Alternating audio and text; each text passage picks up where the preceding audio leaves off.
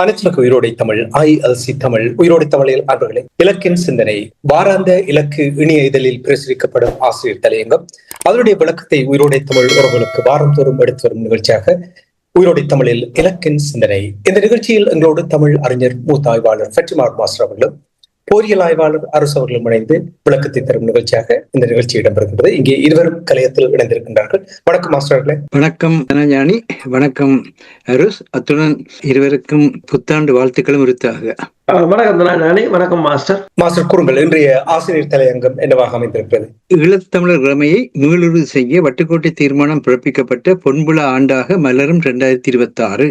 முதலில் அனைவருக்கும் 2026ஆம் ஆண்டு பாதுகாப்புடன் கூடிய அமைதியையும் வளர்ச்சிகளையும் பெற அவர்கள் உழைக்கும் ஆண்டாக மலர இலக்கு ஆசிரியர் குழு வாழ்த்துகிறது. உலகத்தை பொறுத்தமட்டில் 2026ஆம் ஆண்டு பிறக்கும் பொழுது பன்முனைவாக்கம் கொண்ட புதிய உலக அரசியல் முறைமையே நடைமுறையாக்கியுள்ள நிலையில் இந்த முனைவாக்க சிதறல் முரண்பாடுகளையும் வல்லாண்மைகளின் பேராசைகளையும் பெருக வைத்து புதிய காலத்தை பாதுகாப்பின்மை அனுபவிக்க வைக்கும் காலமாக பிறக்க வைத்துள்ளது. இந்த அன்சர்டினிட்டி பாதுகாப்பின்மை என்ற நிலையை கொண்டு வருவதை பற்றி பலரும் சுட்டிக்காட்டுகின்றார்கள். ஒஸ்லோவில் உள்ள அமெரிக்கான ஆய்வு நிறுவனம் 1946ஆம் ஆண்டில் இருந்ததை விட 2024 என்றுமில்லாத அளவுக்கு அரசு சார்ந்த முரண்பாடுகள் அதிகரித்துள்ளன என ஆய்வு செய்துள்ளது. அக்டோபர் காசா அமைதி பிரகடனம் அங்கு பகுதியளவில் நிவாரணங்களை வழங்கும் என அறிவித்த போதிலும் உடலை பாதுகாக்க ஆடைகள், தங்கிடங்கள், உணவுகள், மருத்துவம், வைத்திய முறைகள் எதுவுமின்றி மாறிக்குழில் சித்திரவதையினை அனுபவிக்கும் மக்களாகவே அங்குள்ள சிறுவர்கள் முதல் முதியவர் வரை மரணத்துடன் போராடும் பரிதாபத்தை உலகம் கண்டு ரசித்துக் கொண்டிருக்கின்றது.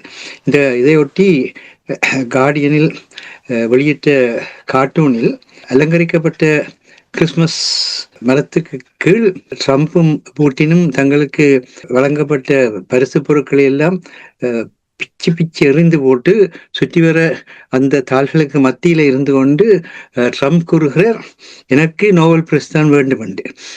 பூட்டின் கூறுகிறார், எனக்கு உக்ரைன் தான் வேண்டும் என்று. அந்த கார்ட்டூனின் மூலமாக அவர் ஒரு மிகப்பெரிய செய்தியை சொன்னார். அதாவது வல்லாண்மைகள் தங்களுக்கு எதை வேண்டும் என்று நினைக்கின்றார்களோ அதனையே உலகத்தினுடைய நாளாந்த வாழ்வாக மாற்றுகின்றார்கள் என்ற செய்தியை அந்த கார்ட்டூனில் மிக அழகாக குறிப்பிட்டிருந்தார்கள். அத்தகைய சூழலில் தான் இந்த 2026ஆம் ஆண்டு பிறக்கின்றது. மேலும் உக்ரைனில் ரஷ்ய எல்லைப்பகுதிகளில் இராணுவத்தை விலக்கி முக்கிய அணு உலைகளை மற்றும் கனிமவள பிரதேசங்கள் ரஷ்யா உக்ரைனும் கூட்டு முகாமைத்துவத்தில் முன்னெடுக்கவில்லை. 20 அம்ச அமைதிக்கான முன்மொழிவு ஒன்றை அமெரிக்க ஐரோப்பிய அழுத்தங்களுக்கு வளைந்து கொடுத்து உக்ரைன் ஜனாதிபதி வெளியிட்டுள்ள நிலை காணப்படுகின்றது. சூடானில் ஆஸ்திரேலிய பொண்டி கடற்கரையில் என பல நாடுகளில் பல நிகழ்வுகளில் மனிதாயம் கண் முன்னால் சாகடிக்கப்பட்டு கொண்டிருக்கும் நேரத்திலேயே புதிய ஆண்டு பிறக்கிறது. ஐரோப்பாவில் 1980ஆம் ஆண்டு கால பனிப்போரின் பின்னர் ரஷ்யாவின் புதிய தொழில்நுட்ப புனரமைப்புடனான கலப்பு போர் முறையால் நிச்சயமற்ற தன்மையின் காலம் கட்டமைக்கப்பட்டு வருவதை பிரித்தானியாவின் M16 தலைவி பிளஷி மெட்ரிவெலி அவருடைய கன்னியுரையில் சுட்டிக்காட்டியிருக்கின்றார். அதே நேரத்தில் நேட்டோவின் செயலாளர் மார்க் ருட்டி அவர்கள் ரஷ்யா 5 வருடத்துக்குள் ஐரோப்பாவை தாக்கும் எனும் எச்சரிப்பை அவரது ஆண்டிறுதி உரையில் எடுத்து வைத்துள்ளார். ஆயினும் மனித எதிர்காலம் வளமாக இருக்கும் நம்பிக்கையை தன்னலமற்ற முறையில் பொண்டி கடற்கரை தாக்குதலை நடத்தியவரை வெறுங்கையுடன் எதிர்கொண்டு போராடி மக்களை பாதுகாத்த போரிஸ் சோபியா குருமன் என்ற யூத தம்பதியினரும் அகமட் என்ற முஸ்லிம் பெருமானும் உலக கழித்துள்ளனர். இவற்றை தனது கிறிஸ்துமஸ் பருவகாலம் என்கின்ற புத்தாண்டுக்கு முன்னான காலம் குறித்து பிரித்தானிய ஆங்கில நாளிதழான தி கார்டியன் தனது ஆசிரியர் பார்வையில் பாதிப்புற்றுள்ள உலகம் அமைதியை, நம்பிக்கை, நல்லெண்ணத்தை தரவுள்ள செய்திகளே உலகுக்கு தேவையாக உள்ளது என்ற படைப்பில் சுட்டிக்காட்டியிருக்கின்றது. எங்களுக்கு நம்பிக்கை கொள்வதற்கான உரிமை உள்ளதா என்று கிறிஸ்தவ இறையியலாளரும் தத்துவாசிரியருமான போல் டிலிச் அவர்கள் ஹவார்ட் பார்வையாளர்களை எழுப்பிய கேள்வியுடன் தொடங்கிய இந்த ஆசிய பார்வை, இது 1965 எழுப்பப்பட்ட கேள்வி. யாருமே நம்பிக்கையாக வாழ இயலாது துன்பமான ஒடுக்கமான பாதைகளின் வழி வாழ்வு பயணிப்பதாக இருந்த போதிலும் அதனை துணிவாக எதிர்கொண்டு வாழ வேண்டும் என்ற கருத்தை இந்த ஆய்வு பதிவிட்டிருக்கின்றது. இதனை இலக்கும் தனது எதிர்வரும் ஆண்டுக்கான எண்ணமாக பதிவிட விரும்புகிறது. ஈழத்தமிழரை பொறுத்தமட்டில் 2020ஆம் ஆண்டு 2026 ஆண்டு ஈழத்தமிழ் இறைமையை மீளுறுதி செய்ய வட்டுக்கோட்டை தீர்மானம் பிறப்பிக்கப்பட்ட பொன்புல ஆண்டாக மலர்கிறது. இந்நேரத்தில் இந்த வட்டுக்கோட்டை தீர்மானம் அடுத்த ஆண்டிலேயே 1977 மக்களாணையை பெற்றுவிட்ட போதிலும் கடந்த 50 ஆண்டுகளில் 1978க்கும் 2009க்கும் இடைப்பட்ட 31 ஆண்டுகளில் ஈழத்தமிழர் கட்டமைத்த தமிழ் அரசினும் நடைமுறை அரசு காலத்தை விட ஏனைய 19 ஆண்டுகளும் ஈழத்தமிழரின் பாராளுமன்ற அரசியல் கட்சிகளின் கையாளகத்தனத்தையே இதனை நடைமுறைப்படுத்துவதில் உலகுக்கு வெளிப்படுத்தியுள்ளது என்பது வரலாறாக உள்ளது.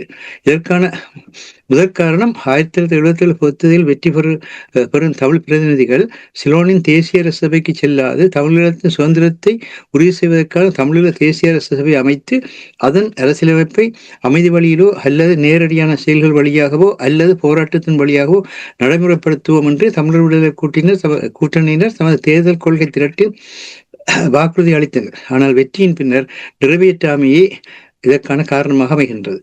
இன்று 50 ஆண்டுகள் சென்ற நிலையிலும் 1976 ஆண்டின் வட்டுக்கோட்டை தீர்மானம் 1977 ஆண்டின் மக்கள் குடியேற்றத்தின் வழி மூலமும் ஒரு சுதந்திரமான மக்கள் குடியேற்றத்தின் மூலமே அதனை மாற்ற முடியும் என்கின்ற வரலாற்று உண்மையை இன்றைய ஈழத்தமிழ் அரசியல்வாதிகளே மறுத்து அல்லது மறைத்து அல்லது மறந்து செயல்படுகின்றனர். இன்று ஈழத்தமிழ் அரசியல்வாதிகள் ஸ்ரீலங்காவின் ஏக்கிய ராஜ்ய புதிய அரசியலமைப்பில் ஈழத்தமிழர் என்னும் இறைமையும் தன்னாதிக்கமுள்ள தேச இனத்தை சமூகம் ஒன்றாக்கி அந்த சமூகம் சிங்கள பௌத்த நாட்டில் சிங்கள தேசத்தின் வடக்கில் கிழக்கில் வாழும் சிங்கள அரசால் சலுகைகள் அளிக்கப்பட வேண்டிய சமூகமாக வாழ வைக்க முயற்சிக்கின்றனர். இதனை தாங்கள் தடுப்பதற்கு இந்திய மத்திய அரசின் உதவியை கோர வேண்டும் என்கின்ற தமிழ் தேசிய மக்கள் முன்னணியில் இதற்காக தமிழக மாநில அரசின் உதவியையும் அங்கு சென்று கோரினர். ஆனால் இந்திய வெளியுறவு அமைச்சர் முனைவர் ஜெய்சங்கர் அவர்களின் கடந்த வார இலங்கை வருகையின் பொழுது கொழும்பு இந்திய தூதரகத்தில் அவர் சந்தித்த ஈழத்து அரசியல்வாதிகள் யாருமே ஈழத்தமிழரின்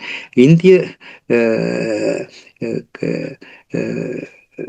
ஈழத்தமிழர் தேசிய பிரச்சனைக்கு வட்டுக்கோட்டை தீர்மான அடிப்படையில் தீர்வினை கோராது 1978 முதல் இதுவரை ஈழத்தமிழர்களுக்கான தன்மான வாழ்வை எவ்விதத்திலும் ஏற்படுத்தாத தாளில் வெற்றி சட்டமாக உள்ள ஸ்ரீலங்காவை அரசியலமைப்பின் 13ஆம் சட்டத்தை நடைமுறைப்படுத்தி மாகாண சபை தேர்தல் நடத்தும்படி மட்டுமே கோரியிருக்கின்றனர். இது ஸ்ரீலங்காவின் தேசிய மக்கள் சக்தி அரசாங்கம் புதிய அரசியலமைப்பை அதற்கு ஏற்ற மாதிரி கட்டமைப்பதற்கான கால அவகாசத்தை அளிப்பதற்கான ஈழத்தமிழ் அரசியல்வாதிகளின் தந்திரோபய செயற்பாடு என்று இலக்கு கருதுகிறது. தமிழ் தேசிய மக்கள் முன்னணியில் தமிழகத்திலும் இறைமையுடன் கூடிய சமஷ்டி என்பதை கோரினர். வெளிவார அமைச்சரிடமும் அதனை ஈழத்தமிழ் அரசியல்வாதிகள் கோரவில்லை என கண்டனம் தெரிவித்திருக்கின்றனர். இது ஆரோக்கியமான ஒன்றாக இருப்பினும் இறைமையுடன் கூடிய சமஷ்டி என்பது குறித்து அவர்கள் தெளிவாக்க வேண்டிய தேவை உள்ளது என்பதை இலக்கு வலியுறுத்தி கூற விரும்புகிறது. அதேவேளை இலங்கையில் சீர்குலைந்து வரும் சிறுபான்மையின அரசியல் போக்கு தொடர்பில் ஐரோப்பிய ஒன்றியத்தின் நிதியுதவியின் கீழ் சர்வதேச சிறுபான்மையின குழுவினர் வெளியிட்டுள்ள 50 பக்க ஆய்வறிக்கையில் 13ஆம் திருத்தம் முழுமையாக நடைமுறைப்படுத்தலேயே புதிய அரசியலமைப்புக்கான அவர்கள் முன்மொழியாக அமைத்திருக்கின்றனர். ஈழத்தமிழர் இறைமை நீக்கத்தை தொடர்ந்து அவர்களின் தேசிய நீக்கத்தை பல வழிகளில் பலரும் முன்னெடுப்பதற்கு இந்த அறிக்கையும் சான்றாகின்றது. இந்நிலையில் ஈழத்தமிழ் அரசியல் யதார்த்தம் குறித்த அறிவூட்டல் 2026 ஆண்டுக்கான முதன்மை தேவையாகின்றது. இதனை மாநாடுகள் கருத்தரங்கள் வழியாக ஈழத்தமிழர் தாயகத்தில் உலகெங்கும் சேவிக்க வேண்டிய பொறுப்பு உலகத்தமிழினமாக உள்ள ஈழத்தமிழர்களுக்கு உண்டு என்பதையே 2026 ஆண்டுக்கான செய்தியாக இலக்கை வாரத்தில் முன்வைக்க விரும்புகிறது. தமிழகத்தில் 2026 சட்டசபை தேர்தல் ஆண்டாக இருப்பதால் அங்கும் அதற்கேற்ற வகையில் கருத்தரங்கங்கள் காலத்தின் கட்டாயமாகிறது. அடுத்து செயற்திட்டங்கள் அதற்கான செயலணிகள் உருவாக்கத்தின் வழியாகவே ஈழத்தமிழரின் சிதைந்து போன ஒருமைப்பாட்டை மீள்கட்டமைக்க வேண்டும் என்பதையே இலக்கு மூலம் பதிவு செய்ய விரும்புகின்றது. நீங்கள் இப்பொழுது வட்டுக்கோட்டை தீர்மானம் தொடர்பாக நீங்கள் கூறும் பொழுது 50 ஆண்டுகள் என்று நீங்கள் கூறினீர்கள். ஒரு தடவை இந்த ஆண்டின் 2025 நிறைவு நிகழ்ச்சியாக இந்த நிகழ்ச்சி இடம்பெறுகின்றது. அடுத்த தடவை நான் உங்களோடு இலக்கின் சிந்தனை நிகழ்ச்சியில் உரையாடும் பொழுது 2026 தான் நான் உரையாடப் போகிறேன். எங்களுடைய மக்களுக்கு ஒரு தெளிவுதாருங்கள். என்ன தீர்வு தமிழ் மக்கள் தொடர்பாக இப்ப எத்தனையோ தீர்வுகள் தொடர்கிறார்கள், பேச்சுவார்த்தைகள் என்று கூறுகிறார்கள். இப்ப பார்த்தீங்கன்னா தமிழ் தேசிய தமிழ் அரசியல் கட்சிகள் தமிழகத்தில் வந்து உரையாடிய விடயம், பேராசிரியர் ஜெய்சங்கர் அவர்கள் சந்தித்த விடயம், இவை எல்லாவற்றையும் பார்க்கும் பொழுது தமிழ் அரசியல்வாதிகள் அல்லது தமிழர்களுக்கு என்ன தீர்வு வேணும், எதன் அடிப்படையில் தேவை என்பது நீங்கள் கருதுகிறீர்கள்? இது ஒரு நல்ல கேள்வி. என்னன்னு சொன்னால், ஈழத்தமிழர்களுக்கு என்ன தீர்வு என்பது எப்பொழுதோ முடிந்த கதை. ஆனால் அந்த முடிந்த கதையை அதனை அந்த தீர்வை தொடர்ந்து முன்னெடுப்பதன் மூலம் நடைமுறையாக்காது அதனை முடிந்த கதையாகவே ஈழத்தமிழ் அரசியல்வாதிகள் வைத்துக் கொண்டிருப்பதுதான் பிரச்சனையா இருக்கின்றது. அதாவது வரலாற்றினுடைய அடிப்படையிலும் ஏற்பட்ட முரண்பாடுகளின் அரசாங்கமே பயங்கரவாத அரசாங்கமாக மாறிய செயற்பாடுகளின் பின்னணியிலும் இனங்காணக்கூடிய அச்சத்தில் ஈழத்தமிழர்கள் வாழத் தொடங்கியதன் பின்னர் அவர்கள் தங்களுடைய இறைமையின் அடிப்படையில் தங்களின் சொந்த மண்ணில் தாயக தேசிய தன்னாட்சி உரிமையுடன் வாழ விரும்புகிறோம் என்பதுதான் ஈழத்தமிழ் மக்களுடைய ஒரே ஒரு கோரிக்கை. இந்த எங்களுடைய மண்ணில் எங்களுடைய வாழ்க்கையை நாங்கள் அமைதியாக வாழ விரும்புகின்றோம். அதை நீங்கள் எங்களுடைய தன்னாட்சி உரிமையின் அடிப்படை தன்னாட்சி உரிமை என்பது கூட சுயாட்சி உரிமை என்றுதான் அதை பயன்படுத்த வேண்டும் பலரும் சுட்டிக்காட்டுகிறார்கள் என்றால் இந்த சுய ஆட்சி என்பது சுயராட்சி மன்றத்துடன் தொடர்பானது. இது பாரதிதான் இந்த சொல்லி உருவாக்கினவர் தமிழை பொறுத்த மட்டும் இல்லையே வடமொழி கூடாக.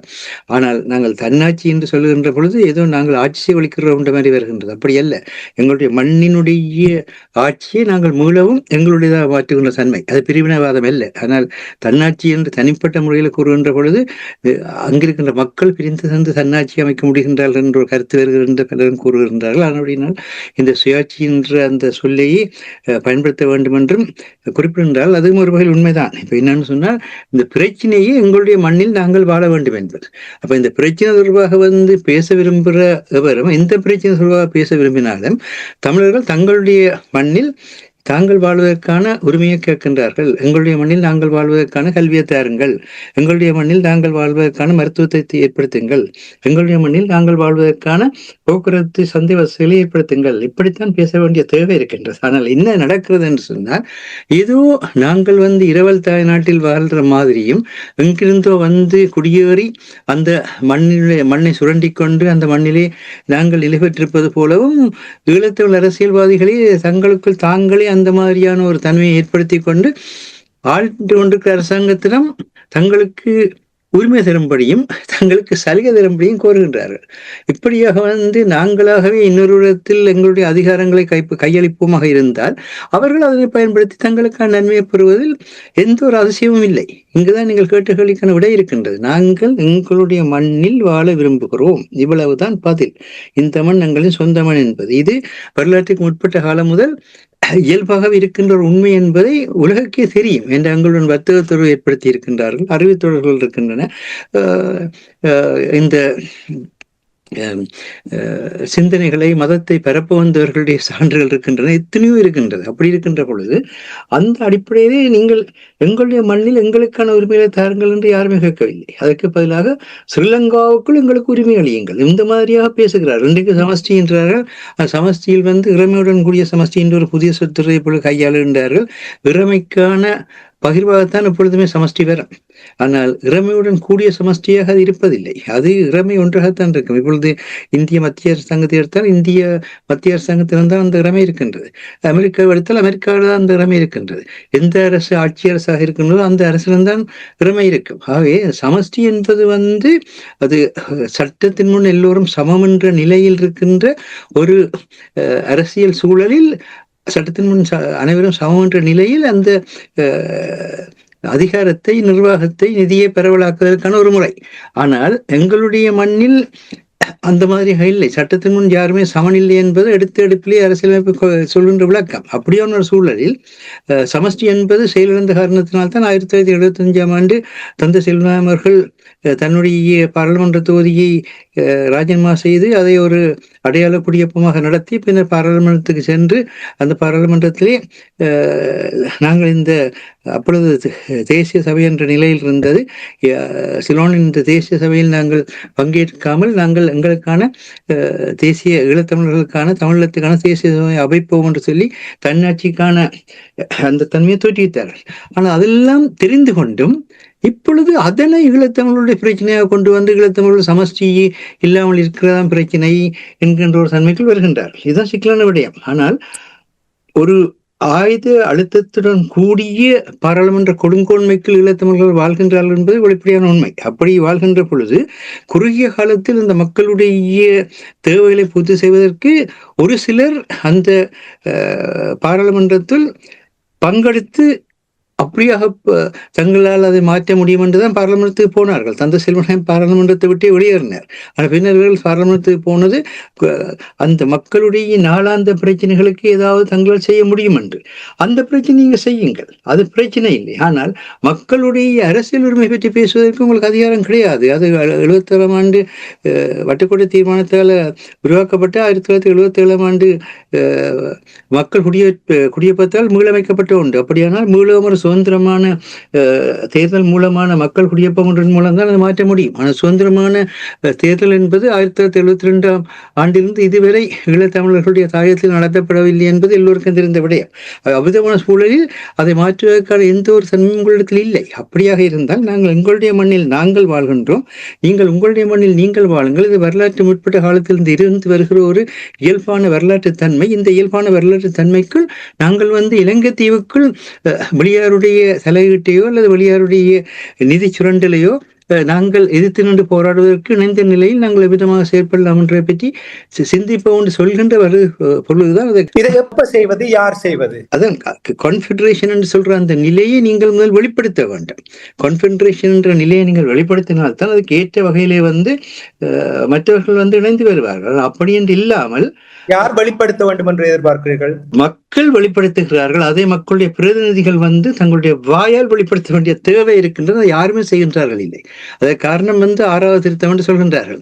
பயங்கரவாத தடை சட்டம் நடைமுறையில் இருக்கு என்று சொல்கின்றார்கள். பிரச்சனை இல்லை. ஆனால் அதற்கு வெளியே நீங்கள் இலங்கையினுடைய எல்லைக்கு வெளியே என்னதை நீங்கள் வெளிப்படுத்துகின்றீர்கள். உங்களுடைய எல்லா அரசியல்வாதிகளுக்கும் வெளிநாடுகளிலே அவர்களுடைய ஆதரவாளர்களை கட்டமைத்து வைத்திருக்கின்றார்கள்.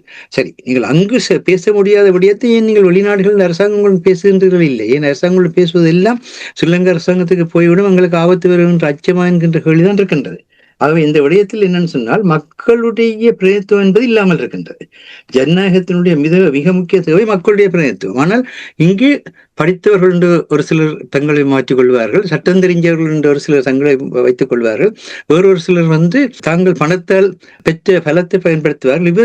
இவ்விதமாக தான் இந்த மக்கள் பிரதித்துவம் இருக்கே தவிர சாதாரண மக்களை பிரதித்துவப்படுத்துகிற பாராளுமன்ற முறைமை கூட இல்லை. அதனால்தான் இலங்கை தீவில் 1948ஆம் ஆண்டில் இருந்தே ஜனநாயக பாராளுமன்றம் இல்லை என்கின்ற கருத்து இருக்கின்றது. ஆனால் அதில் எல்லாம் இவர்கள் சொல்வதில்லை. இப்ப இந்த இன அழிப்பு பிரச்சனையில் கூட பலரும் 1948ஆம் ஆண்டிலே இருந்து அதை குறித்து ஆராய வேண்டும் என்று இளையவர்கள் கேட்பதற்கு காரணம் என்று அவர்கள் பார்க்கின்ற பொழுது அவர்களுக்கு தெரிகிறது எந்த மாதிரியாக 48ஆம் ஆண்டிலே இருந்து, சரியாக சொல்ல போனால் 25ஆம் ஆண்டில இருந்து இந்த பிரச்சனை தொடங்கி இப்பொழுது 100 ஆண்டுகளுக்கு வருகிறது என்றால் 24ஆம் ஆண்டில் தான் இந்த தமிழர்களுடைய பாராளுமன்றத்தில் இருந்த சிங்கள பெரும்பான்மை இனம் தமிழ் மக்களை எதிரான சட்டங்களை மேற்கொள்ளாத நிலைமை 1924 மட்டும்தான் வேறதான் இருந்தது. 1924 25ஆம் ஆண்டிலே முற்றாக மாறிவிட்டது. இன்றைக்கு 100 வருடம் அந்த நிலை ஏற்பட்டு இன்றைக்கு வெற்றில ஏற்காக குறிப்பிட கேட்கிற கேள்வி நல்ல கேள்வி. ஆனா மக்கள் தான் இதற்கான பதிலை தங்களுடைய பிரதிநிதிகளுக்கு சொல்ல வேண்டும். நீங்கள் இதை செய்யாவிட்டால் நாங்கள் உங்களை உள்வாங்க மாட்டோம் என்கின்ற கருத்தை சொல்ல வேண்டும். ஆனால் மக்கள் பல வழிகளிலும் ஒடுக்கப்படுகின்றார்கள், அடக்கப்படுகின்றார்கள். அதுதான் பிரச்சனையாக இருக்கின்றது. இது ஒரு சிக்கலான ஒரு பயணம்.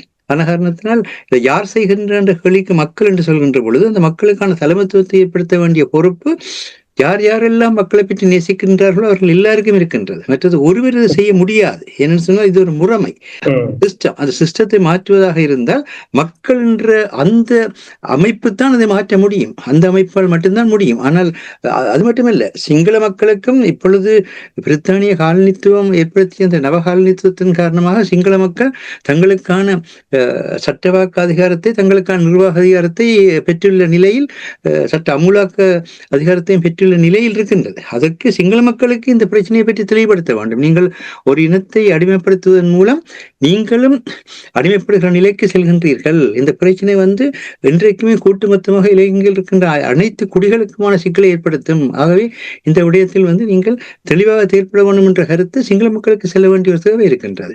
இப்பொழுது சில தமிழ் இளையவர்கள் கூட சிங்கள மக்களுடன் தொடர்பு கொண்டு இவற்றை வெளிப்படுத்துகின்றார். பல சிங்கள மக்களும் கூட ஆர்வத்துடன் கேட்டறிகிற தன்மை இருக்கின்றது. ஆனால் அந்த தொகை குறைவாக இருக்கின்றது. இதற்கு எல்லாவற்றுக்கும் சிக்கலாக இருப்பது என்னவென்று சொன்னால், இந்த ஊடகங்கள் வரலாற்று அடிப்படையிலேயோ அல்லது அரசியல் தத்துவ வளர்ச்சியின் அடிப்படையிலேயோ அல்லது பொருளாதார தத்துவ வளர்ச்சியின் அடிப்படையிலேயோ எந்த ஒன்றையும் அணுகாமல் தங்களுடைய ஊடகங்களுக்கு அதிக அளவு பார்வையாளர்கள் வந்து அதன் வழியாக தாங்கள் பெறக்கூடிய நன்மைகளை கருத்திலே கொண்டு ஒரு விதண்டாவாத போக்கினை ஊடகங்களிலே சமூக ஊடகங்களை செயற்படுத்தி கொண்டிருக்கின்றார்கள். இதன் வழியாக வந்து சில பேர் தங்களுக்குத்தான் எல்லாம் தெரிந்த என்ற நிலையிலே தங்களையே அந்தந்த துறைக்கான அறிவாளிகளாக ஆக்கி கொண்டு பேசிக் கொண்டிருக்கின்றால் அப்பொழுது ஒரு கேள்வி என்னன்னு சொன்னால், ஒருவரே எல்லா துறையிலும் ஆதிபத்திய உரிமை செலுத்த வேண்டும் என்றால் ஏன் இவ்வளவாயிரம் பல்கலைக்கழகங்கள், ஏன் இவ்வளவாயிரம் துறைகள் கட்டமைக்கப்படுகின்றது, அந்த துறைகளுக்கூடாக ஏன் அவ்வளவு பெரிய ஆய்வுகளும் அவ்வளவு பெரிய ஆராய்ச்சிகள் நடைபெறுகின்ற என்ற கேள்வியுடைய உள்ளத்தில் இல்லை. அதுக்கு எல்லாவற்றுக்கும் மேலாக நடந்து கொண்டிருக்கின்ற உலக அரசியலை விளக்க கூடிய தன்மையும் விளக்கக்கூடிய தன்மையும் இன்று வந்து தமிழர்களுடைய பொது வெளியில் மிக மிக குறைவாக இருக்கிறது என்பது வேதனையான உண்மையாக இருக்கின்றது. அதுதான் இப்ப இருக்கின்ற மிகப்பெரிய பிரச்சனைகளாகவும் இருக்கின்றது. நன்றி master. Jack of all trades, master of none என்று சொல்வார்கள் ஆங்கிலத்தில். அதைத்தான் நீங்கள் சொன்னது உடனடியாக எனக்கு சிந்தனையில் வந்தது. நன்றி மாஸ்டர். அரசு மாஸ்டர் சிக்கலான பயணம் என்று கூறுகின்றார். எந்த ஒரு முன்னேற்றமும் இல்லாமல் 2025 ஓராண்டு தமிழர்களை கடந்து செல்லுகின்றது. எந்த ஒரு ஆக்கப்பூர்வமான முயற்சிகளும் ஒரு நடவடிக்கைகளையும் என்னால் உணர முடியவில்லை. நீங்கள் உணர்ந்தீர்கள் என்றால் அதை சுட்டிக்காட்டுங்கள். தீர்வு எவ்வாறு அமைய வேண்டும் என்று இப்பொழுது மாஸ்டருடன் நான் கேட்ட பொழுது மாஸ்டர் அதற்கான பதிலை கூறினார். நீங்கள் இதை எவ்வாறு பார்க்கிறீர்கள்? இங்கிருந்து எப்படி நகர்வது என்பதுதான் தமிழர்களுடைய ஒரு சிக்கலான நிலைமை இருக்கிறது. பாருங்கள், அமைப்புகள் தொடர்பாக பாருங்கள், நாடாளுமன்ற உறுப்பினர்கள் தொடர்பாக பாருங்கள். மாஸ்டர் மக்கள் தெளிவாக இருக்கிறார்கள். எப்படி இந்த பயணத்தை ஆரம்பிப்பது? 2026 ஆரம்பிப்பதற்கான வாய்ப்புகள் இருக்கிறதா? உண்மைதான். என்னென்று சொன்னால், ஒட்டுமொத்த தமிழ் மக்களின் அரசியல், அதாவது தாயகத்தில் இருக்கின்ற அரசியல் கட்சிகளாக இருந்தாலும் சரி, புலம்பெயர் தேசத்தில் இருக்கின்ற அமைப்புகளாக இருந்தாலும் சரி, அவர்களின் செயற்பாடுகள், அவர்களின் நடவடிக்கைகள் மீளாய்வு செய்யப்பட வேண்டும். அவர்களாக செய்யாது விட்டாலும் ஊடகங்கள் அதை முன்கொண்டு வர வேண்டும். தமிழ் மக்களிடம் இருக்கின்ற மிகப்பெரிய ஒரு பிரச்சனை என்னவென்று சொன்னால், புலனாய்வுத்துறையின் தோல்வி. புலனாய்வுத்துறை என்று சொன்னால் ஊடகத்துறையில் இருக்கின்ற புலனாய்வு, அதாவது இன்வெஸ்டிகேட்டிவ் ஜேர்னலிசம் என்று சொல்வார்கள், அதன் தோல்வி.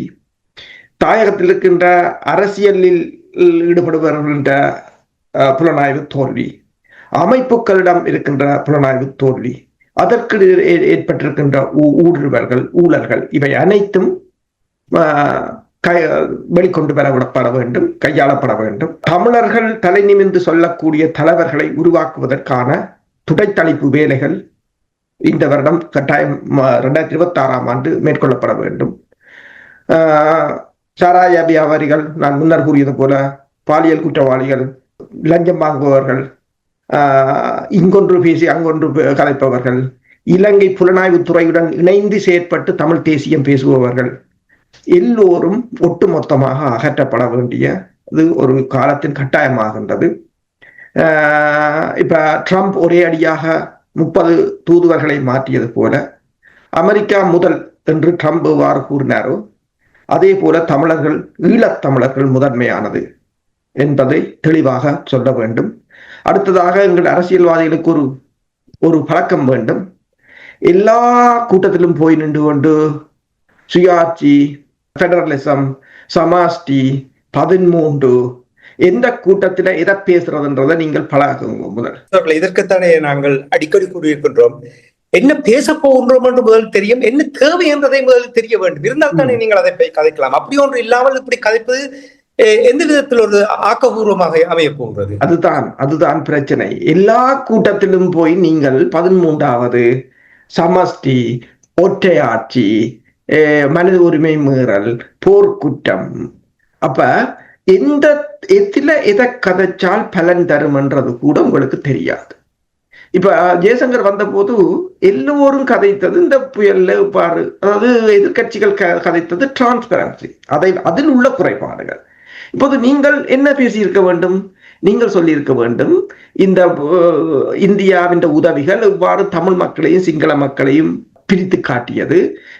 ஏன் இங்கு உதவிகள் வழங்கப்படவில்லை, அல்லது இங்கு செய்யப்பட்ட உதவிகளுக்கு நன்றி, மற்றது இந்த உதவிகளால் இந்த தமிழ் மக்களின் வாழ்வாதாரம் எவ்வளவு பாதிக்கப்பட்டிருக்கு, இன்னும் இந்தியா என்னென்ன உதவிகளை செய்ய வேண்டும், எவ்வளவு தொழில்கள் அழிந்திருக்கின்றது, இந்தியா அதற்கு என்ன செய்தது, இலங்கையிடம் கொடுக்கப்படுகின்ற காசுகள் நீங்கள் தரவுகளுடன் போயிருக்க வேணும். ஏன்னா அவங்களோட தரவுகளே இல்லை. அவங்களுக்கு ஆக தெரிஞ்சது என்ன, அவங்க யோசிக்கிறாங்க என்றால் 13 சுயாட்சி, மனதுரிமை மீறல், போர்க்குற்றம், இனப்படுகொலை, இந்த 5-6 சொல்லு தெரிஞ்சால் அரசியல் நடத்துறான். இந்த 6 தான் நீ இந்த கூட்டத்தில் நீங்க பாருங்க. ஆனால் கேந்திரபார் போய் இந்தியாவில் கதை கேட்க, கேந்திரபார் கதைச்சது சரி. கேந்திரபார் கேட்டது என்றால் நாங்கள் திருமாவளவனும் சரியாகத்தான் சொன்னார், நாங்கள் தமிழ கோரிக்கையை கைவிடவில்லை, ஆனால் இப்போதைய மக்களின் பிரச்சனைக்காக நாங்கள் உங்களிடம் மூலவத்தை கேட்கிறோம். உடனே இங்க இருந்தப்பா வைகோ எழுதுறார், நெடுமாறன் எழுதுறார். ஆரையா நீ என்ன செய்த? நீ அரபுலனாலும் என்ன செய்த? நீ என்னத்தை செய்து போட்ட என்று இப்ப வார இல்ல வந்து அவர் அதை கேட்கல. இதக்க என்ன அவங்க எந்த கேட்கிறாங்க சொன்னது உங்க தமிழ்ல தானே கதைக்கிறாங்க. நானும் அந்த காணொலியை பார்த்தேன், தமிழ்ல தானே அவங்க கதைக்கிறாங்க. உங்களுக்கு தமிழ்ல கதைக்கிறது விளங்க இல்லையா? திருமாவளவன் தமிழ்ல தான் கதைக்குது. இல்ல ஒவ்வொருத்தர்ல நாங்கள் எவ்வளவு விமர்சனம் இருந்தாலும் அவர்களை விமர்சிக்க வேண்டிய நேரத்தில் விமர்சிக்க வேண்டும், அவர்கள் சரியாக செய்ய நேரத்தில் அது சரி என்று ஏற்றுக்கொள்ளத்தான் வேண்டும். எப்போதும் அவர்கள் எதிரியே இல்லை, எப்போதும் அவர்கள் நண்பராயும் இருக்க மாட்டார்கள் சில சமயங்களில். ஆனால் அதை விட்டு அதை இதை செய்யவில்லை என்ற அறிக்கை நான் வாசிக்கல, குப்பையாக வந்து கொண்டிருந்தது அறிக்கை. இவங்களை இங்க இருந்தாங்கன்னு தெரியாது, இவ்வளவு எங்க இருந்தீங்கன்னு தெரியாது. திடீரென்று அவங்க போனோம்னா ஒரு கூட்டமா பண்டி கூட்டம் பண்ணிக்கிட்ட மாதிரி கூட்டமா கனவே கும்பலாயம் வரைக்க விட்டுருக்குறாங்க. என்னத்துக்கு போறார்கள், என்னத்தை கதைச்சார்கள், ஈழத்தில் என்ன நடக்குது, தமிழ் மக்களுக்கு என்ன நடக்குது, அத்தியாவசிய பிரச்சனைகள் என்ன இருக்கிறது, அந்த மக்களை பிச்சைக்காரராக வைத்திருக்க வேண்டும். எந்த ஒரு அதிகாரமும் அந்த மக்களுக்கு கிடைத்து விடக் கூடாது என்பதில் இப்ப உங்களுக்கு ஒன்று விளங்கும். யார் எதிரியா இருக்கிறார்கள்? கஜேந்திரகுமார் இல்ல, திமுக இல்ல, இந்தியா இல்ல, இலங்கை இல்ல, இந்த இவங்கெல்லாம் அவங்க ஏதாவது கதைச்சு அவங்கள அரசியல் செய்ய விடுங்க. இப்ப நீங்கள் இங்க இருந்து அரசியல் செய்யறா. இப்ப பாருங்க, பங்களாதேசத்துல ரஹ்மான் திரும்பி போறார், தேர்தல் நடக்க போகுது. பிரித்தானியாவில் இருந்தவர் 2008 இருந்து இப்ப இருந்தவர், இப்ப அங்க போகிறார். அவர் தாயார் தான் முன்னர் பிரதமராக இருந்தவர். அவர் கிருணை எறிந்தது என்று சொல்லி அவரை கைது செய்ததில் அவர் அடைக்கல அரசியல் தஞ்சம் கோரி பிரித்தானியாவில் இருந்தவர். இப்போது தேர்தல் அவர் தான் அடுத்த ஜனாதிபதி என்று சொல்லுகிறார்கள். போறார், நீங்களும் போங்கோ. இங்கிருந்து குழப்பாம அவங்களோட அரசியல ஒன்று அவங்கள செய்ய விடுங்கோ. இல்ல நீங்கள் உங்களுக்கு கூட அரசியல் தெரியுமா, போங்கோ. ஜேவிபி அங்க நின்றா தன் மண்ணில இருந்தா நான் வேண்டாம். நீங்க பிரித்தானியாவில இருந்து வெல்ல முடியாது, அமெரிக்காவில இருந்து வெல்ல முடியாது. நீங்க போங்கோ. அதைத்தான் நான் சொல்கிறோம். அப்ப என்ன பிரச்சனை என்று சொன்னால், நீங்கள் சொன்னது போல அடுத்த வருடமாவது நாங்கள் ஒரு அறிவு சார்ந்த சமூகமாக இந்த குப்பைகளை எல்லாம் கூட துடைத்து எறிந்துவிட்டு ஒரு அறிவு சார்ந்த சமூகமாக மாற வேண்டிய ஒரு நேரம் இருக்கின்றது. அது எல்லோருக்கும் அந்த கடமை இருக்கு. பெரிய ஒரு சவாலாகத்தான் இருக்க போகிறது. நாங்கள் பொறுத்திருந்து பார்ப்போம். நீங்கள் கூறுகின்ற விடயத்தை என்னால் உணரக்கூடியதாக இருக்கின்றது. நாங்கள் ஊடகத்தில் பேசுகின்ற விடயங்கள் தெளிவாக மக்களிடம் செல்லுகின்றது, மக்கள் புரிந்து கொள்ளுகிறார்கள். ஆனால் இது ஏன் மற்றவர்கள், அதாவது அமைப்புகள், நாடாளுமன்ற உறுப்பினர்கள், இவர்கள் ஏன் புரிந்து கொள்ள முடியாமல் இருக்கின்றது என்பதுதான் என்னுடைய பிரச்சனையாக இருக்கின்றது. நாங்கள் பொறுத்திருந்து பார்ப்போம். நன்றி அரசுகளை. ஈழத்தமிழர் இறமையை மீளுதல் செய்ய வட்டுக்கோட்டை தீர்மானம் பிறப்பிக்கப்பட்ட பொன்விழா ஆண்டாக மலரும் 2026 என்று உங்களுடைய ஆசிரியர் தலையங்கம் கூறுகிறது. என்னுடைய கேள்வி என்னவென்றால், எப்படி இது மலரப் போகிறது? நெடுமாறன் பிரச்சனை, ஸ்டாலின் பிரச்சனை, சீமான் பிரச்சனை, வைகோ பிரச்சனை, திருமாவளவன் பிரச்சனை, இந்தியா பிரச்சனை, பிரித்தானியா பிரச்சனை, அமெரிக்கா பிரச்சனை, ஐரோப்பிய ஒன்று நாடுகள் பிரச்சனை, எப்படி பொன்விழா ஆண்டாக மலரும் 2026? கொஞ்சம் கூறுங்கள். நல்ல ஒரு கேள்வியை கேட்டிருக்கின்றீர்கள். எப்பொழுது ஒருவருக்கு தனக்கு முன்னால் இருக்கிற மக்களுக்கு மேல் நம்பிக்கை இல்லாமல் போகிறதோ, அல்லது மக்களுடைய பலத்தை, தன்னுடைய பலத்தை அவர் அறியாமல் விடுகின்றாரோ, அப்பொழுதுதான் நீங்கள் சொன்ன இவ்வளவு பேரையும் தேடுவார்கள். இவ்வளவு பேரையும் தேடுகின்ற பொழுது இதில் நீங்கள் சொன்ன யாருமே எங்களுடைய மண்ணில் பிறந்து வளர்ந்தவர்கள் அல்ல, மண்ணினுடைய பிரச்சனையை தெரிந்தவர்களும் அல்ல. அவர்கள் நாடுகளுடைய தலைவர்களாக இருக்கின்றார்கள், கட்சிகளுடைய தலைமையில் இருக்கின்றார்கள், அது வேறு விடயம். ஆனால் என்ன பிரச்சனைன்னு சொன்னால், மக்களை தெரிந்தவர்கள் தான் மக்களை ஆட்சிப்படுத்த வேண்டும் என்பதுதான் மக்கள் ஆட்சியினுடைய அடிப்படை தத்துவம். இப்ப பாத்தீங்களா இருந்தால் தேசிய தலைவர்கள் மக்களுடைய இடையே இருந்து எழுந்து வந்தவரை ஒழிய அவர் ஒரு கட்சிகளால் முளைத்து தேர்தலில் செடியாகி அமைச்சரவையில மரமாக இல்லை. சரியா? நீங்கள் என்ன செய்றீங்கள் என்றால், மக்களை பற்றிய எண்ணமே இல்லாமல் மக்களிடத்துல செல்லாமல், இன்றைக்கு சீனா இவ்வளவு வலிமை பொருந்திய நாடாக இருக்கிறதுன்னு சொன்னால் அது மாசேன்னு சொன்ன ஒரே ஒரு வசனம், கிராமத்துக்கு போங்கள், கிராமத்துக்கு போங்கள், கிராமத்துக்கு போங்கள். கிராமத்தை தான் பார்த்தார்கள், உலகத்தை பார்க்கவில்லை. கிராமத்தை தான் பலப்படுத்தினார்கள், கிராமத்தை தான் பலப்படுத்தினார்கள். இன்றைக்கு சீனா மிகப்பெரிய சக்தி படைத்த நாடாக இருக்கிறது. இன்னும் எதுவுமே வேண்டாம். இந்த சிங்கள பௌத்த பேரினவாதம் எப்படி கட்டமைக்கப்பட்டது, எப்படி கட்டமைக்கப்பட்டது? எஸ்டபிள்யூஆர் பண்டாரநாயக்கா கேம்பிரிட்ஜில் படித்தவர், இங்க வந்து மிகப்பெரிய பட்டங்கள் எல்லாம் பெற்றவர். அப்படி இருந்தும் அவர் அந்த நாட்டை பிடிச்சு இந்த நாட்டை பிடிச்சு என்றுமே செய்யவில்லை. அங்க வந்து இறங்கி என்ன செய்தார்?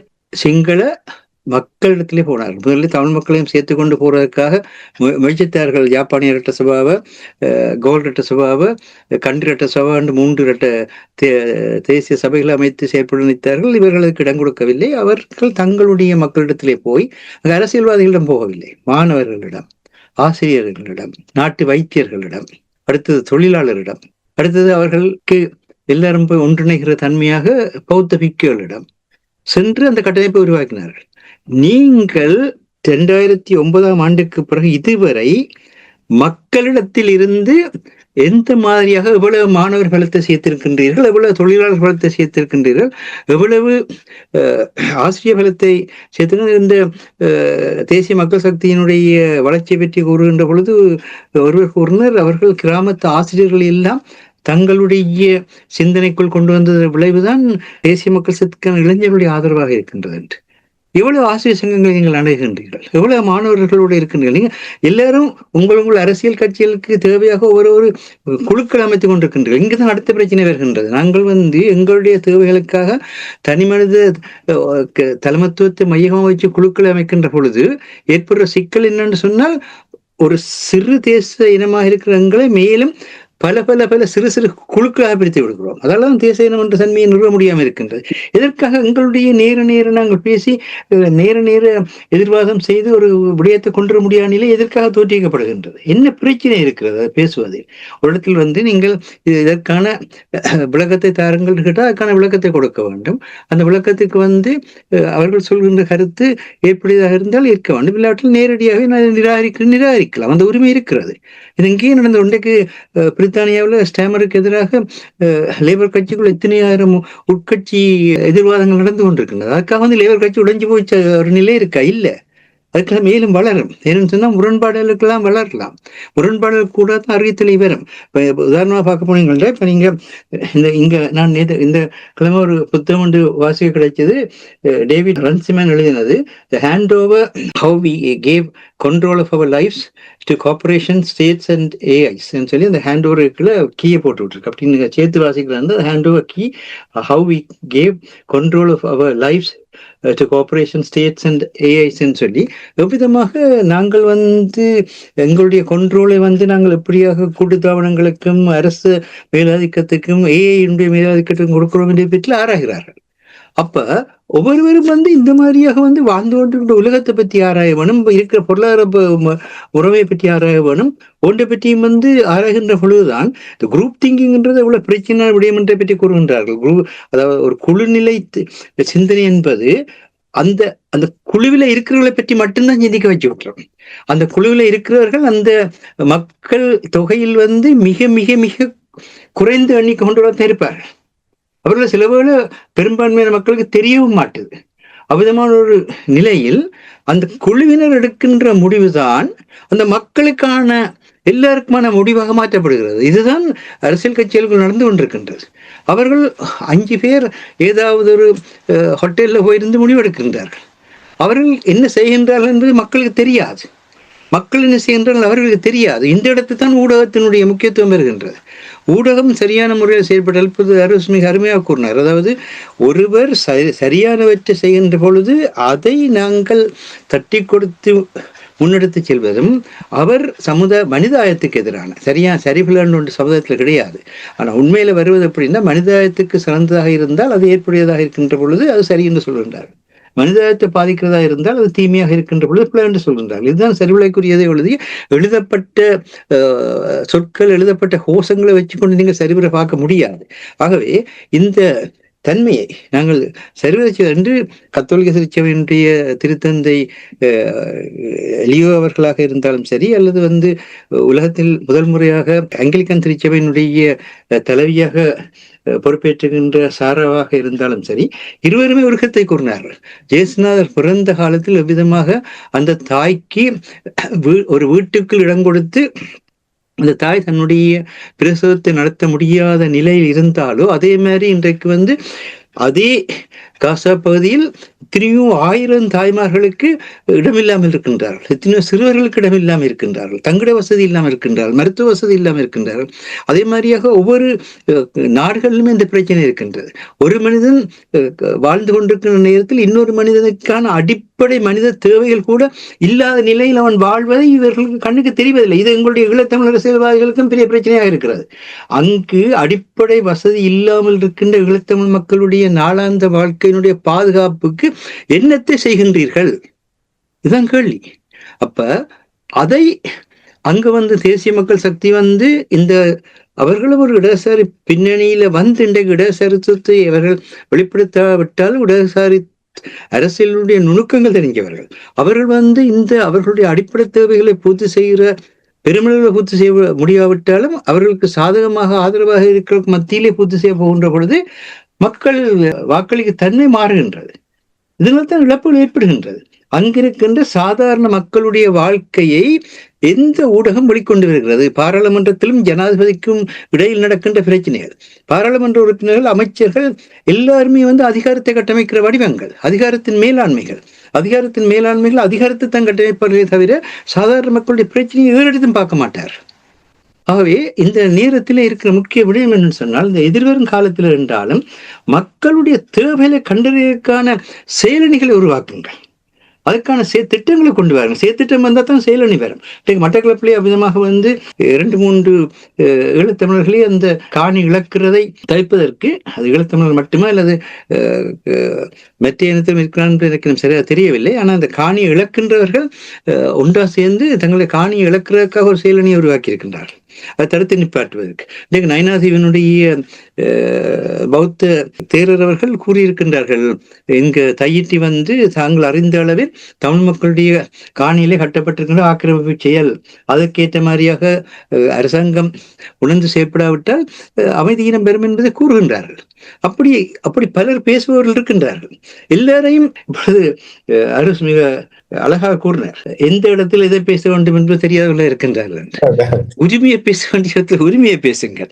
நீங்கள் பொருளாதாரத்தை பேச வேண்டிய இடத்துல உரிமையை பேசாதீர்கள். பொருளாதாரத்தை பேச வேண்டிய இடத்துல வாழ்வியல் ஆதாரம், அது எல்லா மக்களுக்கும், தமிழ் மக்களுக்கும் தேவை, சிங்கள மக்களுக்கும் தேவை, முஸ்லிம் மக்களுக்கும் தேவை, எல்லாருக்கும் தேவை. ஆனா அந்த தமிழுடைய வாழ்வியல் ஆதாரத்தை பறிக்கிறது வெற்றி பேசுங்கள், அது வேறு விடயம். ஆனால் வாழ்வியல் ஆதாரம் எங்கிருந்தும் பெறப்படலாம். அது இந்தியாவில இருந்தும் பெறப்படலாம், ஸ்ரீலங்காட்டில் இருந்தும் பெறப்படலாம், இல்லை அமெரிக்காட்டில் இருந்தும் பெறப்படலாம், சீனாட்டில் இருந்தும் பெறப்படலாம். அதில் தடுக்காதீங்கள். மக்களுடைய வாழ்க்கைக்கு தேவையான விடயங்கள் அது. அது மட்டும் இல்லை, எங்களுடைய பக்கத்தில் எத்தனை பெருநாட்டு தூதுவர்களை நீங்கள் அழைத்து பேசியிருக்கிறார். அவர்கள் வருகின்ற பொழுது நீங்கள் போய் அவர்களுடன் அரசியல் காட்சி போடுவார்கள். இப்பொழுது அரசு மிக தெளிவாக கூறினார், அதாவது தூதரகத்துக்கு போய் அவர்கள் வந்ததே இந்த பேரிடர்களுடைய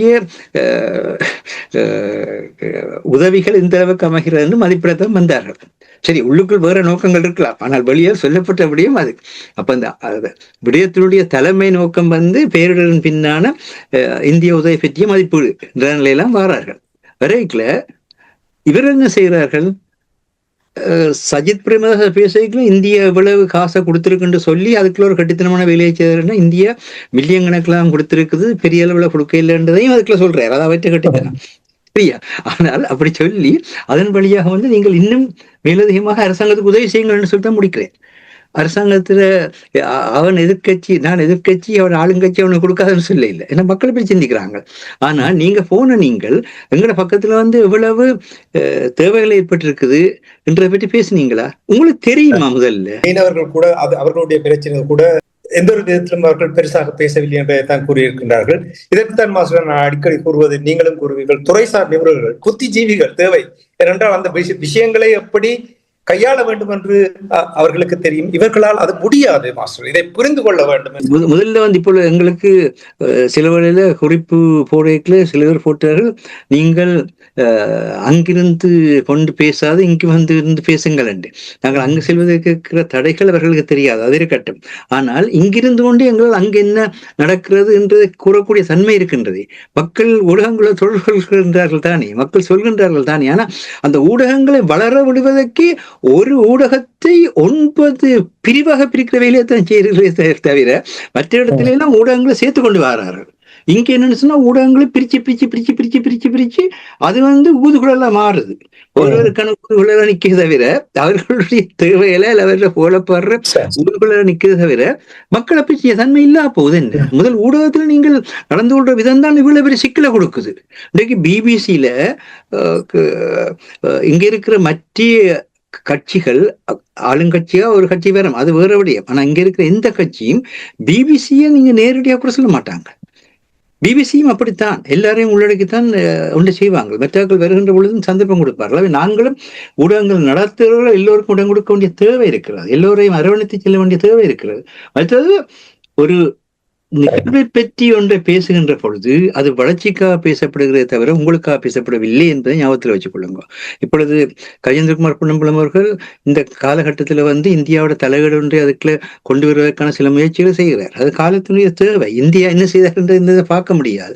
இந்தியா அந்த பிரதேசத்துடைய மேலாண்மையாக இருக்கின்றது. அதே மாதிரி இந்தியாவுக்கு உங்களுடைய தேவை இப்பொழுது இருக்கின்றது. அப்போ தேவைகளை விளங்கிக் கொள்வதற்குத்தான் நீங்க சொன்ன அந்த புத்திஜீவித்தனம் என்ற தேவை, அல்லது வந்து அனுபவ ரீதியான ஈடுபாடு தேவை. ரெண்டு இருக்குது. ஒன்று அனுபவ ரீதியாக நீங்கள் ஈடுபட்டீங்களா கற்பீர்கள், கற்றலில் வல்லவராக வருவீர்கள். இல்லை நீங்கள் படித்தறிந்து வந்திருக்க வேண்டும். ஒன்றில் படிப்பின் மூலம் பெற வேண்டும், அல்லது அனுபவத்தினூடாக பெற வேண்டும். ரெண்டுமே இல்லாமல் வீரவசனம் பேசாதீர்கள் தயவு செய்து. வீரவசனம் பேசுற படங்களை கூட இப்ப இருக்கிற இளம் பிள்ளைகள் பார்க்க மாட்டார்கள்.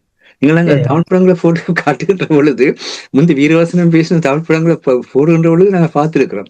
எல்லா பிள்ளைகளும் மெதுவாக படம் தொடங்கி ஒரு 5 நிமிஷம் அல்லது 10 நிமிஷத்துல நழுவி விடுவார். நீங்கள் போட்டு பாருங்கள் வீரவசனம் என்ன செய்கிறது என்று. என்ன நடைமுறையில் என்ன தேவை என்றுதான் தேவை. அது ரெண்டு தன்மை. நடைமுறையை நாங்கள் கடந்து செல்ல வேணும், அதே நேரத்துல நீண்ட தூரத்துல லட்சியம் வச்சிருக்கோம்.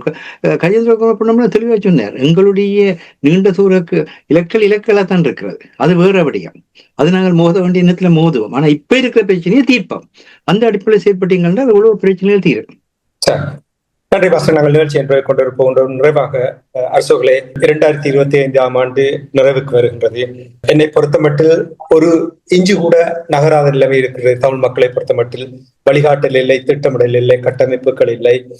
உதிரிகளாக அங்காங்கே தங்களை திருப்திப்படுத்தும் வகையில் அரசியல் பரப்பில் அரசியல்வாதிகளாக இருக்கட்டும், அமைப்புகளாகவும் இருக்கட்டும் செயல்பட்டு வந்திருக்கிறார்கள். இது எந்த விதத்திலும் பலன் அளிக்கப் போவதில்லை என்று அடித்து கடந்த 6 ஆண்டுகளாக நாங்கள் இங்கே கூறிக்கொண்டு வருகின்றோம். சரியான திருத்தம், ஃப்ரேம்வொர்க், மெக்கானிசம் இவை இல்லாமல் நகரவே முடியாது என்று நீங்கள் இந்த 2025ஆம் ஆண்டுக்கான தமிழ் அரசியல் பரப்பில் நடந்த விடயங்கள் தொடர்பாக எப்படி நீங்கள் பார்க்கிறீர்கள் என்பதை கூறுங்கள்.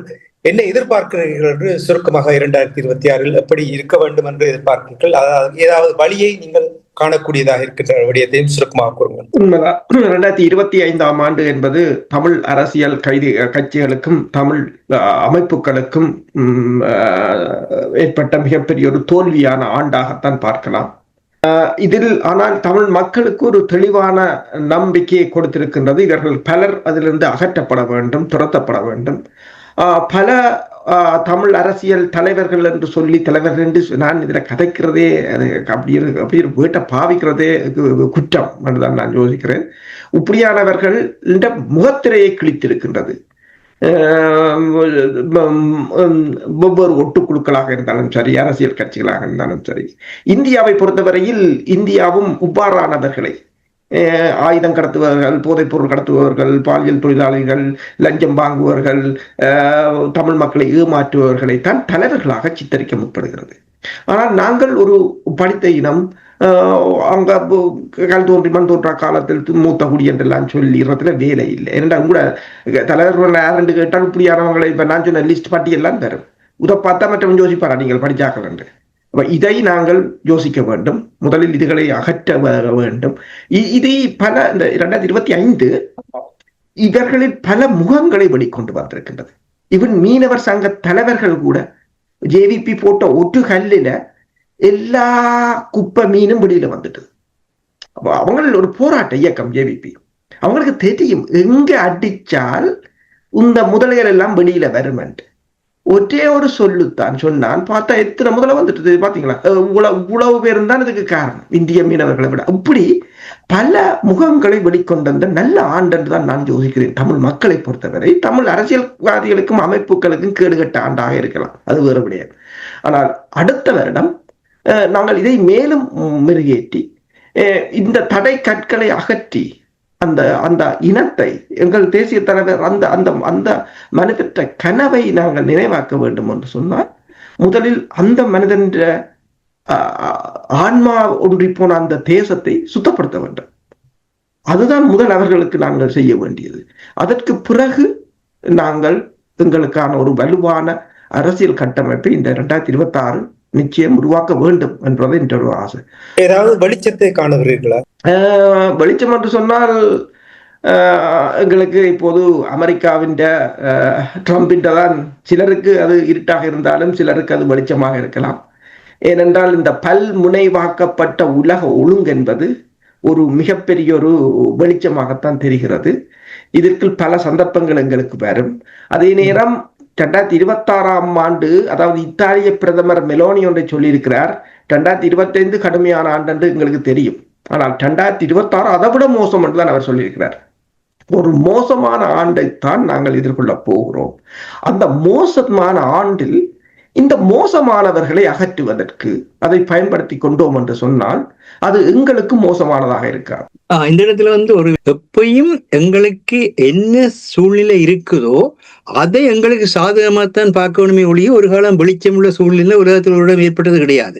உலகத்தில் எந்த நேரம் எல்லா இடத்திலும் யார் மேலாண்மையா இருக்கின்றானோ அவன் தன்னைத்தான் நிறுவிக்கொண்டுதான் நிற்பான். அந்த மேலாண்மைக்குள், அந்த சூழ்நிலைக்குள் நாங்கள் எவ்விதமாக அதை மாற்றுவதற்கான தன்மையை ஏற்படுத்தலாம் நாங்களும் செயற்பட வேண்டும். நாங்கள் செயற்படுத்த இப்ப இருட்டா தான் இருக்கும். இருட்டா தான் இருக்குன்னு போட்டு கையை கட்டி கொண்டு இருந்தால் அவங்களால ஒன்றுமே செய்ய முடியாது. அந்த இருட்டை நீக்கிறதுக்கு கல்லையும் உறைஞ்சி கல்லுக்களை முயற்சியை வெளிப்படுத்தினாலதான் அந்த இருட்டை வெல்ற தன்மையை மனிதன் பெற்றான். ஆகவே முயற்சி இல்லாமல் எதுவும் செய்ய முடியாது. அதான் வள்ளுவர் தெளிவாக சொன்னார், தெய்வத்தால் ஆகாதாயினும் முயற்சி தம்மை பெருத்த கூலி தரும். ஆகவே தனாஞானி உங்களுக்கு நான் சொல்றேன், இருள்தான் எப்பொழுதுமே ஒளிக்கான தளத்தை தருவது. எப்பொழுதும் துன்பங்களும் துயரங்களும் கவலைகளும் பிரிவுகளும் இருந்துதான் எல்லா வளர்ச்சிகளும் பெறும். நேற்றைக்கு நீண்ட காலமாக டென்னிஸ் சாம்பியனாக இருந்த ஒருவரை இளவரசி ஆன் சந்திச்ச ஒரு காட்சியை போட்டார்கள் பிபிசியில. அதுல அந்த பெண் சொல்கிறாள் என்னென்றால், தான் அவ்வளவு பெரிய டென்னிஸ் வீராங்கனையா வந்தது காரணம் என்றால் தன்னுடைய கணவர் டெஃபா போற ஒரு சூழ்நிலை வந்து விட்டது. அதன் பின்பு என்னுடைய கணவரோட பேசுகின்ற பொழுது நான் என்ன சொல்றேன்றதே கணவருக்கு தெரியாது. அப்படியான ஒரு சிக்கலான வாழ்க்கைக்குள் எனக்கு இந்த டென்னிஸ் தான் எனக்கான மாற்றுத்தன்மையை தந்தது. அதற்குள் நான் செல்கின்ற பொழுது எனக்கான ஆற்றலையும் வெளிப்படுத்தக்கூடியதா இருக்கின்றது. எதுக்கும் மாற்று வழி இருக்கின்றது. அதுவும் உங்களிடத்திலே இருக்கின்றது. ஒவ்வொரு மனிதனிடத்திலேயுமே நீங்கள் சந்திக்கிற எந்த பிரச்சனைக்கான மாற்று உங்களிடத்தில் தான் இருக்கின்றது. இப்ப வைத்தியத்துல எவ்வளவு பெரிய நோய் வந்தாலும் வெளியே இருந்து மாற்ற முடியாது. உங்களுடைய உடம்பு அந்த நோயை எதிர்ப்பதற்கான பக்க துணியத்தை அவர்களால் செய்ய முடியுமே தவிர உங்களை மனதில் நான் சாப்பிட்றேன்னு சாகத்தான் போறீர்கள். கடைசி மட்டும் யாராலுமே அதை காப்பாற்ற முடியாது. அதே நேரத்தில் சாகிற நிலையில் இருப்பவனும் அந்த துணையுடன் என்னால் வாழ முடியும் என்று வாழலாம். ஆகவேதான் தமிழகத்தை பொறுத்த மட்டில் எங்களுடைய வெளி கட்டுமானங்கள் உடைக்கப்பட்டிருக்கிறது. ஆனா மக்களுடைய அந்த உறுதி உடைக்கப்பட மாட்டாது, உடைக்கப்பட முடியாது. அதனுடைய மற்றது வாயால பேசாதீங்க. எதையும் செய்யறா செயலாளர் செய்து போட்டு இதை செய்த மட்டும் சொல்லுங்க. தேசிய தலைவர் எதையாவது பேசி செய்திருந்தால் தயவு செய்து பட்டியலிட்டு காட்டுங்கள். இத்தனையாவது செய்வான்னு சொன்னார், இத்தனையாவது முடித்தாருன்னு சொல்லுங்க பார்ப்போம் என்றாலும். என்ன சொன்னால் நீங்கள் பேசினீங்க என்றால் உங்களுடைய பகமை சக்தி எல்லாம் உங்களுக்கு எதிராக மாறும். அவ்வளவுதான், ஒன்றும் செய்ய முடியாது. ஆகவே தயவு செய்து நீங்கள் செயற்திட்டங்களை உருவாக்குங்கள். அந்த செயற்திட்டங்கள் நீங்கள் பக்கத்தில் அணைந்திருந்தே அவர்களோட வளர்ந்தே அப்புறம் உங்களுக்கான திட்டமாக அதை மாற்றலாம். யாரோடுமே பணம் இன்றைக்கு உக்ரைன் ரஷ்ய ஆக்கிரமித்த சில எல்லை பகுதியில அவர்களுக்கு அந்த பகுதியில தங்கள் இராணுவத்தை விலக்குறதுக்கு ஒத்துக்கொள்கிறார்கள். எப்படி நடந்தது? ரஷ்யா போய் அமெரிக்காவோட கதைச்சால வந்தது, அமெரிக்கா ரஷ்யாவோட கதைச்சால வந்தது. அப்ப நீங்கள் உரையாடல்கள் வழக்காக சொன்னோம். தயவு செய்து இந்த ஆண்டு முழுவதும் கருத்தரங்குகள், மாநாடுகள், மக்களோட உரையாடுதல், மக்களோட தேவைகளுக்கு தெரிதல், கருத்தறிதல். எத்தனை பேர் ஒப்பீனியன் போல்ஸ் என்று சொல்லப்படுற கருத்தறிகிற தன்மையை தாயகத்துல எத்தனை பேர் செய்கிறீர்கள்? எந்த அரசியல்வாதிகள் செய்கின்றீர்கள்? உங்களுக்கு உங்களோட வீட்டுக்கு அங்கால என்ன நடக்குதுன்னு உங்களுக்கு தெரியுமோ தெரியாது. அப்படின்னு அரசியல் தான் இருக்குது. உங்களை வீட்டுக்குள்ள ஆறாவது சொன்னாதான் உங்களுக்கு தெரியுது. வீட்டு ஜன்னலுக்கு அங்கால என்ன நடக்குன்னு கூட நீங்க தெரிஞ்சு கொள்ள மாட்டீர்கள். அப்படியாக உண்டில்லை. ஆனா அனுரகுமார திசுநாயக்கால இருக்க ஒரே ஒரு பலம் என்னென்று சொன்னால், தன்னுடைய பாதுகாப்பை கூட பொருட்படுத்தாமல் மக்களுக்கு மத்தியிலே செல்கின்ற ஒரு தலைமைத்துவத்தை வெளிப்படுத்துகிறார் என்பது பலரும் சொல்கின்றார். அது சிங்கள மக்களுக்கு சாதாரண தலைமைத்துவமா இருக்கலாம், ஆனால் அது வேறு விடயம். ஆனால் அந்த முறைமையை பாருங்கள் எப்படி என்று. தயவு செய்து இந்த ஆண்டிலாவது கருத்தரங்குகள், ஊடகங்கள் கூடாக நடத்தப்பட வேண்டும், மாநாடுகள் நடத்தப்பட வேண்டும், எல்லா நாட்டிலும் நடத்தப்பட வேண்டும், எல்லா துறையை சார்ந்த அறிவுகளும் சேர்க்கப்பட வேண்டும். அதையெல்லாம் செய்யுங்கள். அதை விட்டு போட்டு நாங்கள் நேற்றுக்கு அப்படி இருந்தோம், இப்படி இருந்தோம், சோழர் காலத்துல அப்படி இருந்தோம், பாண்டியர் காலத்தில் இப்படி இருந்தோம், கஜப்பிரியோசனம். இன்னொரு சிக்கலும் இங்கே இருக்கிறது என்றால், தமிழகத்தை மையமாக வைத்து நீங்கள் எதை பேசினாலும் கூட அது இந்தியா சார்ந்தது என்பதை மறந்து விடாதீர்கள். உங்களுடைய மண்ணிலே உங்களுடைய ஆட்சியாளர்கள் என்னது செய்தார்கள் என்பதை பற்றி பேசுங்கள். உங்களுடைய மண்ணிலே உங்களுடைய தன்மை எப்படி இருந்ததை பற்றி பேசுங்கள். சோழரை பற்றி பேசி ஈழத்தமிழர்களுக்கு எந்த விதத்தில் எப்படியான ஒரு எதிர்காலம் கட்டமைக்கப்படும்? பாண்டியரை பேசி எப்படி எதிர்காலம் கட்டமைக்கப்படும்? இல்லை, தெரியாம கேட்கிறோம். ஒரு காலத்துல அப்படி இருந்திருக்கலாம். நீங்கள் நவீன அரசியல் தோற்றம் பெற்ற பிறகு நீங்கள் சோழரை பற்றி பேசி, நான் இளமையா இருக்கின்ற பொழுது உங்களை சொல்றேன், நான் இளமையா இருக்கின்ற பொழுது சோழர் செய்த மக்களுக்கு செய்த அட்டகாசங்களை பற்றி தான் எழுதினாங்க. எந்த பேரரசும் இந்த குணம் இருக்குது. ஒரு பேரரசு வருது என்றால், ஒரு பொற்காலம் உருவாகுதுன்னு சொன்னால் அங்கு மக்கள் வதைக்கப்படுவார்கள். அது நடக்கும் எல்லா இடத்திலும். அது இத்தாலிய எடுத்தீங்கன்றாலும் சரி, சோழர் எடுத்தாலும் சரி. நேற்றைக்கு ஒருவர் சொன்னார், இந்த சோழத்து ஆட்சி பொருளினவையில் ஏற்பட்டதுக்கு பிறகு அடுத்ததாக விஜயபாகு தன்னுடைய 2வது 3வது மனைவியை வட இந்தியாவில் இருக்கிற அரச பரம்பரையில திருமணம் செய்து அவங்களோட பலத்தை கொண்டு வந்தான் பிறகு இருந்தார்கள் என்று யோசிச்சு பாருங்க. இப்படி எல்லாம் அந்த காலத்திலே வேலை செய்கிறார்கள் என்று. அவை தயவு செய்து நீங்கள் நேற்றை பற்றி புகழ்ந்து கொண்டு இலக்கியத்திலும் சரி, சமயத்திலும் சரி, வரலாற்றிலும் சரி நேற்றையை புகழ்ந்து கொண்டிருக்காதீர்கள். அது ஒரு அனுபவத்தை தரட்டும், அது வராது திரும்பி உங்களுக்கு, அது உங்களுக்கான பலமாக மாறட்டும். ஆனால் நாளைய பற்றியும் கனவு காணாதீர்கள். கனவு கண்டு எதுவுமே செய்ய முடியாது. அந்த கனவை நனவாக்குற தன்மையை இன்றைக்கு செய்தீர்களா இருந்தால் தான் நாளை இதை நான் கனவு கண்டு நடந்தேன்னு சொல்லலாம். அதை செய்து கொண்டு இன்றைக்கு அதை செய்து கொண்டு சொல்லுங்க. அதை விட்டு போட்டு நாளைக்கு எல்லாம் மாறும் மாறாது. தானா எல்லாம் மாறும் என்பது பழைய கதையிடான்னு சொல்லி பட்டுக்கோட்டை கல்யாண சுந்தரம் பாடி வச்சதை மறந்துடாதீங்க. தானா எதுவும் மாறாது. உங்களுக்கு எந்த ஒரு அரசியல் தலைவரும் உங்களுக்கு பக்கத்துல வந்து வெளிநாட்டு அரசியல் தலைவர் உங்களுக்கு உதவி செய்ய மாட்டாங்க. எங்களுடைய பலத்தை நாங்கள் பெருக்கிறதா இருந்தால் அறிவூட்ட வேண்டி இருக்கின்றது, வறுமையை நீக்க வேண்டி இருக்கின்றது. அறிவூட்டலுக்கெல்லாம் வறுமை நீக்கம் பெறும். வறுமை நீக்கம் செய்யப்படுகின்ற பொழுது சமமான பயிர்களை செய்ய வேண்டியிருக்கின்றது. இவைகளை செய்கின்ற பொழுது மக்கள் பலங்கொண்டு எழும்புவார்கள். அதனை செய்வதற்கான ஊடக பலத்தை அழியுங்கள். இந்த கருத்தை கருத்தாக மோதுங்கள், ஒரு சிக்கலும் இல்லை. ஆழ்நிலையில் தாக்காதீர்கள். அதனால்தான் இந்த விடயத்தில் அடுத்த வருஷத்தில் தயவு செய்து எந்த அளவுக்கு வள்ளுவர் ஒரு குரல் சொன்னார், காக்கன்னு சொன்ன பொழுது 5 முறை நாவ காக்க சொல்லுவார். சரி, 5 முறை சொல்வார் காக்க சொல்லி என்று. தயவு செய்து வாயை திறக்காதீர்கள், செயல்ல செய்யுங்கள். செயல்ல செய்துவிட்டு அதன் பிறகு பேசுங்கள். செயலணிகள், ஆளணிகள் உருவாக்கப்பட வேண்டும். அதை உருவாக்குவதற்கான மாநாடுகளும் கருத்தரங்குகளும் மாணவர்களுக்கு இடையில, தொழிலாளர்களுக்கு இடையிலான உறவாடல், இந்த இந்த தேசிய மக்கள் சக்தி அரசாங்கம் எவ்வளவு உரையாடல்களை, கருத்தரங்களை வச்சுக்கொண்டு போறாங்கன்றது அரசு இங்கிலீஷ் பேப்பர்ல பாக்குறீங்க சொல்லுங்க. ஒவ்வொரு இங்கிலீஷ் பேப்பரையும் திறந்தால் முன்பக்கத்துல மட்டும்தான் அரசியல் இருக்கு. உள்ளுக்கு போனீங்கன்னா எல்லா கம்பெனிஸும் என்னென்ன செய்யறாங்க, எல்லா ஸ்போர்ட்ஸ் விஷயங்கள் என்ன செய்யறாங்க, இதானே இருக்குது. அங்க உங்களுக்கு அரசியல் இருக்குது. ஏன்னா மக்களோட இருக்கிற விஷயங்களை கொண்டு வராங்க. அவங்களும் மக்களா வாழ்றாங்க. எங்களுக்கு முதலாவது பக்கத்துல இருந்து கடைசி பக்கம் மட்டும் பாராளுமன்றத்துல அவர் எப்படி கழிச்சாரு, இவர் எப்படி கழிச்சாரு, இவர் எப்படி கவலத்துல முடிச்சு. பாராளுமன்றத்துல அங்க எல்லாம் சுதந்திரமா கேட்கல. பாராளுமன்றத்தை எதை கழிச்சாலும் கை செய்யக்கூடாது சட்டம் கிடக்கு. அதனால நீங்க எல்லா கட்டத்திலும் பாராளுமன்றத்துக்கு எல்லாம் காட்டுவீங்க. பாராளுமன்றத்துக்கு வெளியால வந்து காட்ட மாட்டீங்க. வந்து காட்டினா உங்களுக்கு ஆபத்து வேற. நிச்சயமாக நீங்கள் கூறுவது போல் என்னை பொறுத்த மட்டும் இந்த 2025ஆம் ஆண்டு ஈழத்தமிழர்களுடைய அரசியல் பரப்பில், அரசியல் பயணத்தில் 2025ஆம் ஆண்டு ஒரு முன்னேற்றம் இல்லாத, பலவீனம் அடைந்த ஒரு நிலைமையைத்தான் பார்க்கின்றேன். இணைந்து செயல்படுவார்கள் என்று பார்த்தோம். ஆங்காங்கே சில சந்தர்ப்பங்களில் இணைந்து செயல்படுவதற்கான சமிக்கைகளை வெளிப்படுத்தினாலும் அது ஒரு ஆக்கப்பூர்வமாக, ஒரு வடிவமாக, ஒரு படிநிலையை அடையவில்லை என்பதை தெளிவாக காட்டுகிறது. வருகின்ற 2026 ஏதோ ஒரு வழியில் ஆக்கப்பூர்வமாக செயல்வடிவத்தை கொண்டு வரும் வகையில் உண்மைத்தன்மையோடு மக்களுக்காக, மண்ணுக்காக, மண்ணை பாதுகாப்பதற்காக நம்முடைய செயல்பாட்டாளர்கள், அரசியல் பிரதிநிதிகள், புலம்பெயர்ந்து வாழுகின்ற நாடுகள் இருக்கின்ற அமைப்பினர்கள் உண்மைத்தன்மையோடு செயல்படுங்கள். நெஞ்சில் உங்களுடைய கையை வைத்து தூங்கும் பொழுது உங்களையே தட்டி கேளுங்கள்.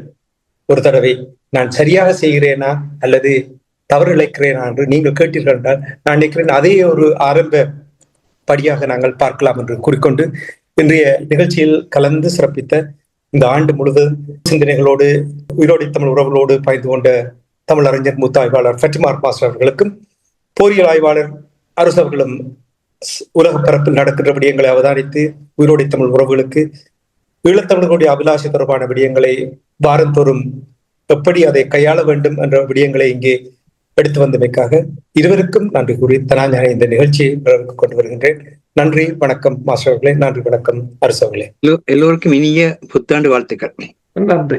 எல்லோருக்கும் இனிய புத்தாண்டு வாழ்த்துக்கள். நன்றி, வணக்கம்.